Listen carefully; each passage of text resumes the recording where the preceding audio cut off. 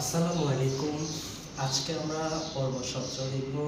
এখানে হচ্ছে আমাদের 24 নম্বর অঙ্কটা। এরই মাধ্যমে আমাদের শেষ হয়ে যেতেছে, আর মেবি একটা সৃজনশীল আছে, তারপর হচ্ছে আমাদের 9.1 শেষ। আজকে আমরা 24 নম্বর অঙ্কটা করব। তাহলে শুরু করি, চলো। বিসমিল্লাহির রহমানির রহিম। প্রথম হচ্ছে কি, আমাকে বলছে যে cot a ইকুয়াল হচ্ছে b বাই a হলে a sin a minus b cos a by a sin a plus b cos a এর মান নির্ণয় করো। আচ্ছা, তো এখন আমি তাহলে শুরু করি। এখানে আমাকে কি দেওয়া আছে? এখানে হচ্ছে আমাকে দেওয়া আছে হচ্ছে cot a ইকুয়াল হচ্ছে b বাই a, ঠিক আছে। এখন এটাকে আমি কি করতে পারি? দেখো, কটের একটা সূত্র আছে, কি আছে সূত্র? কটের সূত্রটা কি? cot ইকুয়াল হচ্ছে cos a by sin a, এরকম একটা সূত্র আছে, ঠিক আছে। তো আমি এই কটের জায়গায় লিখতে পারি কি, cos a by sin a equal হচ্ছে b বাই a। এখন দেখো, cos a by sin a equal হচ্ছে b বাই a। এখানে আমি কি করতে পারি? এখানে আমি b বাই a যে আছে এটা দ্বারা উভয় পক্ষে গুণ করতে পারি। এটা দ্বারা কি উভয় পক্ষে গুণ। তাহলে আমি এখানে লিখতে হবে যে b বাই, এখানে না, আমি এটা লিখব কি, cos a sin a,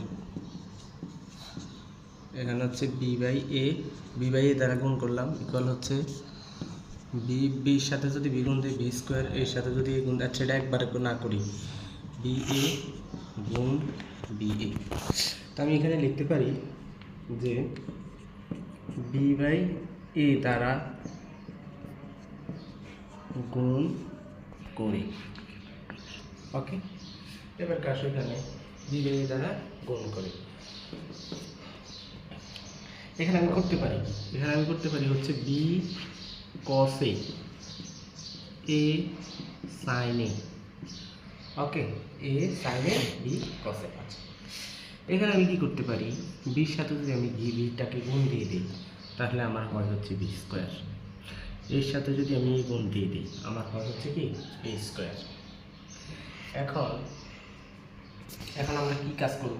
এখন কাজটা করতে পারি কি, দেখেন আমার বলছে কি a sin a এবং মাইনাস b cos a এর মান বাইর করতে বলছে। আচ্ছা, তাহলে এটাকে আমি উল্টাই দিতে পারি। একটা কাজ করি, কি করতে পারি, উল্টাই দিতে পারি। উল্টাই যদি দিই তাহলে আমার হয় কি, এখানে হয় হচ্ছে a sin a আর এখানে হয় হচ্ছে b cos a। Okay, a sin a b cos a উল্টে দিলাম, এখানে হয় হচ্ছে a স্কোয়ার b স্কোয়ার। ওকে, মানে বিপরীতকরণ করি। কি লিখবো এখানে, বিপরীতকরণ করি। ওকে, এখানে আসো, এখানে আমি কি করলাম, a sin a by b cos a equal হচ্ছে a square b square. Okay, এখন আমি এটা চাইলে কি করতে পারি, আমি চাইলে এটাকে যোজন বিয়োজন করতে পারি। কি করতে পারি? যোজন বিয়োজন। যেহেতু এখানে বিয়োগ আছে, কি আছে বিয়োগ, তার মানে আমাদের কি হচ্ছে বিয়োজন